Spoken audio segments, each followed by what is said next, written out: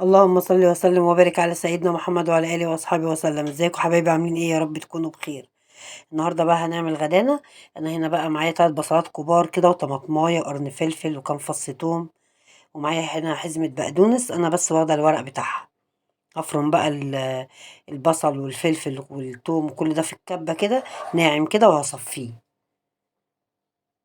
انا خلاص صفيت بقى الميه بتاعته كويس جدا كده. هنزل بقى ايه بالخلطه دي على اللحمه كده، حبه بهارات بقى وحبه فلفل اسود. هظبط بقى ايه الكفتة بتاعتنا كده. وصلوا بقى على الرسول عليه افضل الصلاة والسلام. هظبط لها بقى الملح.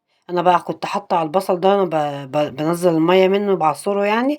رشة ملح بسيطة كده عشان ايه؟ يطرد لي المية اللي في البصل. هنزل بقى دي سنة بيكنج باودر كده عشان تخلي الكفتة بتاعتي خفيفة كده وهشة، يعني ما تبقاش مكتومة.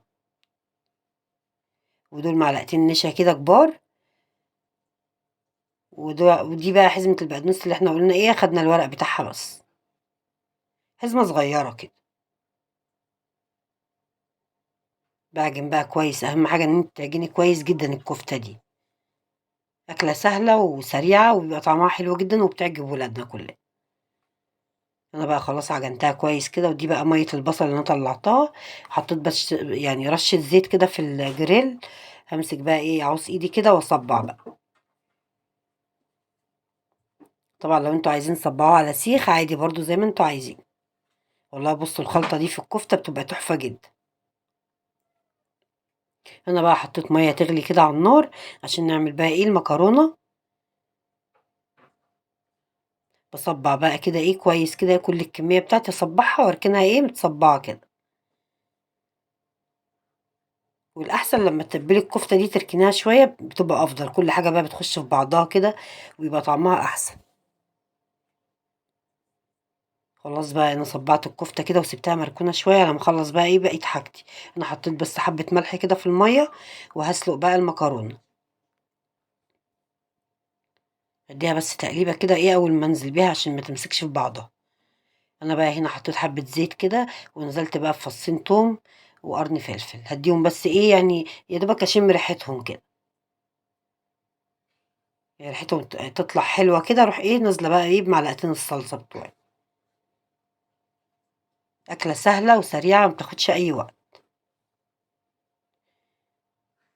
وولادنا طبعا كلهم بيحبوها، يعني مغرمين مكرونة. نزلت بقى كده بمعلقتين صلصة كده كبار، هديهم بس تشويحة كده. وهنزل بقى بالطماطم اللي أنا ضرباها دي، طماطم فريش كده أنا ضرباها.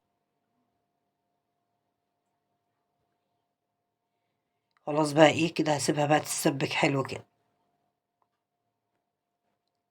اضبط لها بس الملح كده واحط لها فلفل اسود وبس، على كده مش هحط اي حاجه تانية.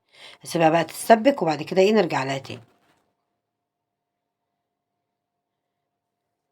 انا بقى ايه ولعت على الكفته كده عشان ايه تستوي بقى. خلاص احنا خلصنا بقى كل حاجه وقشرت بطاطس وبحمرها كده. يعني هعمل لهم بطاطس محمره كده جنب الكفته والمكرونه. وادي بقى الصلصه خلاص اتسبكت ونطرت الايدام بتاعها. بصوا تحس ان الماده الدهنيه بتبقى على الوش كده، يبقى هي كده مظبوطه. خلاص بقى هنزل بقى بالمكرونه بتاعتي كده واظبطها. صلوا بقى على الرسول عليه افضل الصلاه والسلام. اكله سهله وبسيطه وهتعجبكم ان شاء الله لما تجربوها. وحلوه جدا طريقه التوم مع قرن الفلفل كده في المكرونه الاسباجيتي دي بتبقى حلوه جدا. يعني اللي هي المكرونه التانية بعملها ببصل، انما المكرونه دي بالذات بعملها بالثوم بس. توم والفلفل يعني. هقلب بقى كويس كده المكرونه. هظبطها بقى ايه وعشان ما اطولش عليكم هظبط بقى المكرونه مع نفسي كده. هقلبها كويس بقى. طبعا المكرونه بنقلبها على نار عاليه، يعني ما توطيش النار عليها. هي كده كده الصلصة بتبقى سخنة فهي هتسخن، يعني بتسخن واحنا بنقلبها كده. ودي الكفتة بقى انا ولعت عليها خلاص. خدت بقى التشميعة الحلوة دي بتاعتها.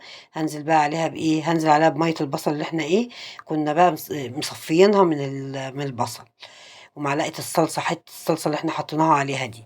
وخلاص هسيبها تتشرب بقى. وخلاص على كده تاخد اللون طبعا حسب ما انتوا عايزين.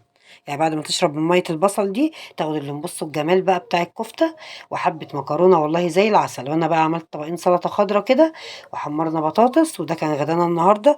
ما تنسوش بقى بالاشتراك لو عجبكم الفيديو، واللايك بتاعكم جميل، وكومنت حلو منكم. واشوفكم في فيديو جديد ان شاء الله. مع السلامه.